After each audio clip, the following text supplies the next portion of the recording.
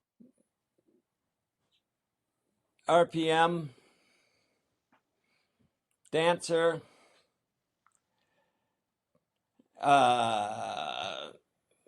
All-Star, now Ringer. And I Ringer's like it. one, yeah. Yeah. Yeah, you got to put your new boat in there. I like it. Rivers of all time. Your favorite rivers. Uh, Zambezi, Foodalafoo, Caney Fork here at Rock Island, uh, Ottawa. Got to throw a creek in there, maybe Bear Creek down the road. Okay. I like it. Um, this was a little controversial for some people. They don't want to. So far, everybody's they've taken a stab at it. Whitewater kayakers of all time. Whitewater kayakers of all time. Walt Blackadar, Richard Fox, Dane Jackson, uh, Corin Addison, Steve Fisher, uh, I Three won't of name those. myself.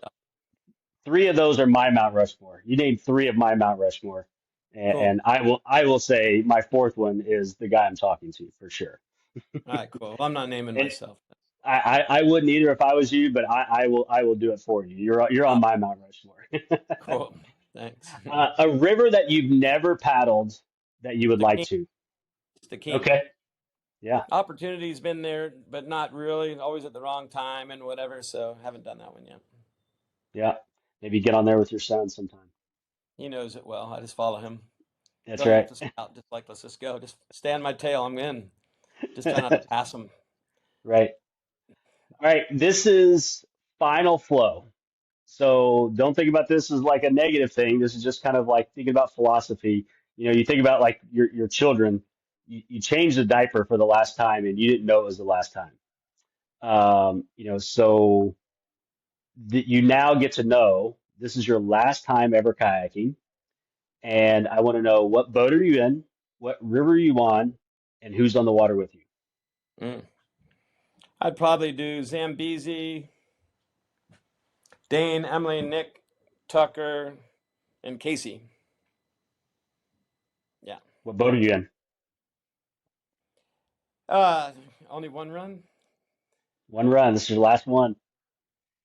I've only taken playboats to the Zambezi. Dane's probably going to want to take a half slice. We always did so many playboats. He's like in the half slice. So I'll take the ringer, and then I'll get the world's biggest kick flips because nothing goes bigger than the ringer. It's the fastest boat, 9-foot boat on the water, the lightest, and pretty awesome. And we would go at medium high flow, Awesome. probably January, Well, February. well, EJ, thanks for being on B-Flow Sessions. I really appreciate you being here with me. Yeah, thanks for having me, Brad. Super fun. Just like the old days. Just we both have a little more gray hair. That's all. Yeah, especially mine's almost white now. So, My beard but looked like that, but I shaved it off this morning. okay. Beard looked like the top of your head this morning before I looked in the mirror. I was like, oh, I can make that go away. All Sweet. right. Well, thanks again for being on B-Flow Sessions. Yeah, we'll see you on the water sometime. All right. Sounds good. See ya. Thanks for listening to this episode of B-Flow Sessions. Please take a moment and rate the show, give it a follow, and leave a comment. Also, if you could share it with your fans, your friends, your family, and everybody else you know in the paddling world, that would help the show grow and help more paddlers find and be in the flow.